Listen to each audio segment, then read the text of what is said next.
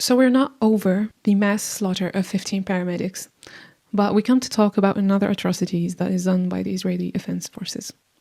And we find that a lot of Western media publishing what Israel says as it is facts and realities. They are clearly ready to believe what Israel says and to ignore what they see, even though it was clear to everyone that it is a mass killing of people, and they just ignore what they see and like to believe the lies that Israel is proposing and giving to them. I think we're just in times where people are robbed from the human decency and from the normal human feelings and from empathy. We're standing in front of a shameless colonizer that could lie about anything. This is what it is, Israel. They lie about everything they do, and they continue targeting children, journalists, rescue workers, everyone that has nothing to do with them and is clearly not a threat to their existence. We're just watching and witnessing a ruthless, shameless colonizer. This is what they are. Israel bombs media tent, killing journalists and burning others. Israeli forces bombed a tent sheltering reporters in Khan Yunis on Monday, setting it on fire and killing 2 while others were trapped in the flames. And I am sure that a lot of you have seen the video. I'm not going to put it here, but it was so heartbreaking. And I don't think that we have even the proper words to describe what we have seen in the video, where a journalist was actually being burned alive. And I have nothing to say about that because it's beyond our capacities. I've never imagined that we will see something like that happen to people. But thanks to this ruthless colonizer, we're witnessing the worst crimes on earth. And we're forced to watch news where the worst things are happening and are covered up, as some people want to call it, that this Israeli offense need to defend itself. I don't know from what. The strike, which targeted the tent near Nasser Hospital, killed journalist Helmi Al-Fakawi and citizen Youssef Al-Khazindar, according to the Palestinian news agency Wafa. Several other journalists in the tent were wounded, including Ahmed Mansour, Hassan Islayah, Ahmed Al-Agha, Muhammad Fayed, Abdullah Al-Attar, Ihab Al-Bardini, Mahmoud Awad, Majid Qudayh, and Ali Islayah.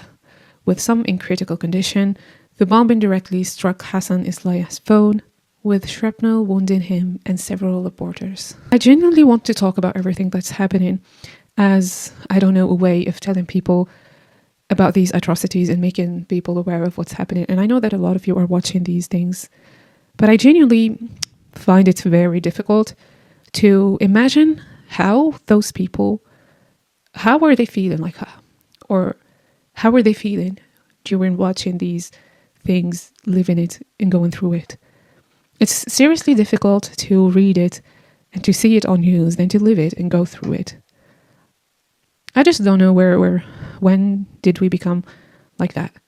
Like, people are in another side of the world, living normally, watching TV, going out, going to schools. But these people are being robbed of everything. Let's continue with our article. Abid Chat, a journalist who survived the attack, told Middle East Eye that around 3 a.m. an Israeli strike hit the tent where journalists were known to be staying without any prior warning. So it is clear to everyone it's directly targeting journalists because they don't want the truth out. They don't want anything from what's happening in Gaza to go out to people, especially that the journalists there are only Palestinian journalists. No journalists with other nationalities can go there and film what's happening. We know that this colonizer is shameless, but they still want to stop journalists from doing their jobs. They target them because they know very well they're at the wrong place and they're doing the worst atrocities in the world. First things that the Israelis know very well that what they are doing are crimes. The worst than them is that the media is covering it up for them because they lie and they know they're lying and they know they're criminals. But still, we find media and very known channels cover up for them. These journalists were well known, and this displacement camp was widely recognized as a place where journalists stayed, working to send messages, give a voice, and paint a picture of the situation. They report on people's struggles and worries. He added that most of his colleagues were asleep at the time of the attack.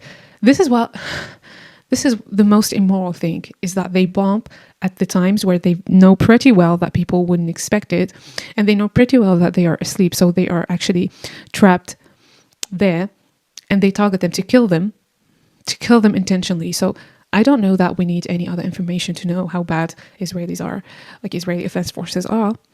But still, people are just blocked and they want to believe them. They want to believe. I don't know, I feel like the Western media are paying off the debt and the guilt they feel because of the Holocaust. So they just covering up for those offense forces every crime they do. This is what I can say because there is no explanation about what they do. Or another thing, that they might be enjoying also to see people being killed. He described the scenes as incredibly harsh, saddening and painful, and said he rushed toward his colleague Mansour, one of those severely wounded in the attack, as he burned alive. And I think this person died afterwards. But it was so difficult to see the video, let alone how he... To see your journalist colleague engulfed in flames, I don't think you can witness anything more difficult than that, he said. In his attempt to rescue his fellow journalist, Shad sustained slight burns to his hand. God have mercy on him, he is now receiving treatment. He added that several reporters are receiving medical care for mild to serious wounds. In widely circulated footage, Mansour, a correspondent for the local Palestine Today news agency, is seen engulfed in flames as colleagues desperately attempt to save him. Mansour was left in critical condition with life-threatening injuries. This is beyond our imagination. The tent was known to everyone as one for journalists. This confirms that this was a targeted attack on journalists. We know that. We clearly know that. Our message is that we continue on our path, this path we chose as journalists, as we report on people's struggle and create a voice for our people in Gaza who are enduring a genocidal war for more than 15 months. I feel like people are begging for empathy and they can't get it. This is what's difficult about this genocide, that the people are, some of the reporters, those like who works for the Western media, they are fighting their inner consciousness to believe like those people are not victims and they deserve to die like that. Because how can you live knowing very well that those people were targeted and killed in front of our eyes and you still cover up for the culprit? It's a serious war against journalists because they don't want them to spread the reality about Gaza. Also, over the weekend, Palestinian journalist Islam Nasruddin Muqdad was killed alongside her son after an Israeli airstrike targeted her home in Khan Yunis. So it's basically not only targeting journalists in tents, it's also targeting them in their homes, targeting them anywhere. And I just remember how Shireen Abu Akleh was also killed. She was targeted by a sniper man. So it's not new, but it's now more clear to people that Israel always and always, over and over again, targets journalists. And they want to silence the Palestinian voice and they want to silence the Palestinian cause. So all in all, since launching its war on Gaza in October 2023, Israel has killed 210 Palestinian journalists.